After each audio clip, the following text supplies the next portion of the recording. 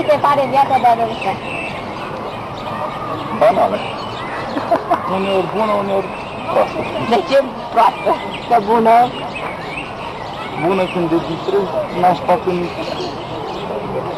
Dorim cu școala, drept. Da.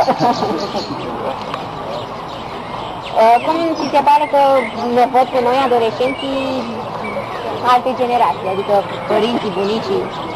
Păi și eu sunt de acord cu ei că nu știu ce o să se aleagă de lume în viitor. Dar nu toți adolescenți sunt așa. Bine, nu toți, dar majoritatea sunt toți. Dacă ar fi să spuneți o trăsătură comună tuturor adolescenților, care ar fi aceasta? Nu ascultător. Că le-a pus de pe muzică și să se distreze. Și puteți defini adolescenții printr-un singur cuvânt sau într-o propoziție scurtă sau ce vă vine repede acum în minte? Nu de viață, ce? Cum ți se pare viața de adolescent? Păi, cum se pare, nu știu, nu pot să zic exact o părere normală, cu bune cu rele, na. Eu cu părinții așa, nu pot să fac chiar ce vrei, dar e frumos. Crezi că atunci când o să te lase părinții să faci ce vrei, chiar o să-ți placă mai mult decât viața asta? Nu știu, nu cred, depinde, că dai seama, o să fie deja altceva, să ai mai multe probleme, așa. Acum oricum banii vin de la părinți. Da, și ești mai liber acum decât chiar dacă mai ai câteva interdicții, dar e mai frumos. Cum ți se pare că văd celelalte generații adolescenți? Interesantă întrebare. Nu știu, de exemplu, mulți bătrâni sunt foarte, așa o părere mai ciudată despre noi. În sensul de proastă? Da, sau nu, nu știu, să cred... Ne critică foarte astăzi, când mă plimbam pe aici, am mai întrebat câțiva oameni mai bătrâni, așa, să văd ce părere au ei despre noi, adolescenții. Și toți au avut păreri destul de bune, adică chiar o doamnă foarte simpatică m-a întrebat, da, ce crezi că noi eram mai buni? Eu una am fost mai bună când am fost tânără ca dumneavoastră. Ai spus că te vezi și persoane care au o părere drăguță, dar sunt destule, mai ales în autobuz și așa, deci tinerii de ziua de astăzi se aude destul de des, se calmă destul de auzit. Dacă ar fi să alegi o trăsătură comună tuturor adolescenților, care ar fi aceea? Cam greu. Energici? Energici? Activi? Cred că toți suntem așa. De libertate. Poți defini printr-un singur cuvânt adolescenții? Neascultători. Neascultători. Sau... Cum se pare viața de adolescent? Grea. De ce grea? De ce așa grea? Că uite, în vacanță e așa frumos. Da, dar în vacanță, dar până acum școala și altele. Ce clase, Milu? Am știam, da. Da. Și cum vi se pare că vă văd celelalte generații, adică părinții voștri, bunicii voștri? Ce zic despre voi? Bunicii sunt un pic sceptici, dar părinții sunt ok. Nu crede și ei cu copii, deci...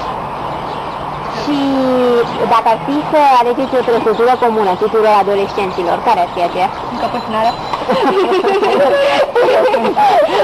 Eu sunt foarte încăpățânată. Și puteți să-mi dați un cuvânt pe care atunci când îl spuneți să vă gândiți imediat la adolescenți?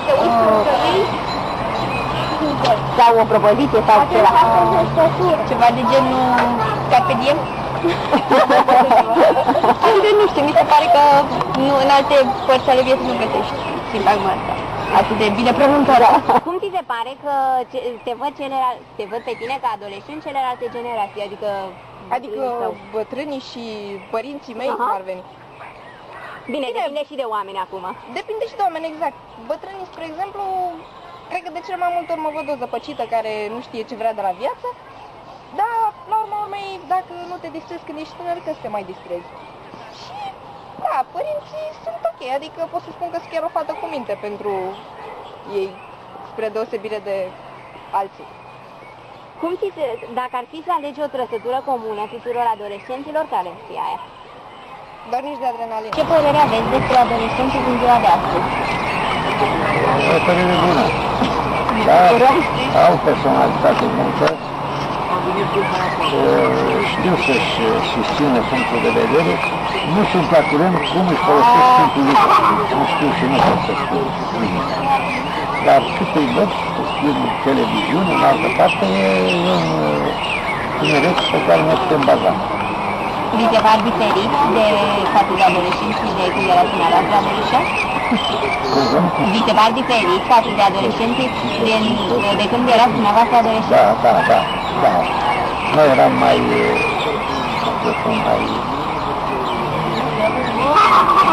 ter, zice franceză, mai obișnuiți așa, nu eram preocupați de problemele zilei, nu eram preocupați decât chestiuni de curente, să ne luăm notele corespunzătoare și așa mai departe, nu prea știam pe ce lume trăim. Eram mai naiv, asta e viața, eram mult mai naiv. Și ce pretenții au de la dumneavoastră, de la adolescenții din ziua de azi, poate de la nepoții dumneavoastră, de la copiii dumneavoastră? Ce pretenții să fie oameni politici, în sensul, nu în sensul că să facă politică, în sensul că să fie preocupați de problemele țării, să aibă puncte de vedere și să nu se cerce pentru posturi și avantaje și așa mai departe, ci pentru binele țării, să gândească la binele țării decât să iau decizie.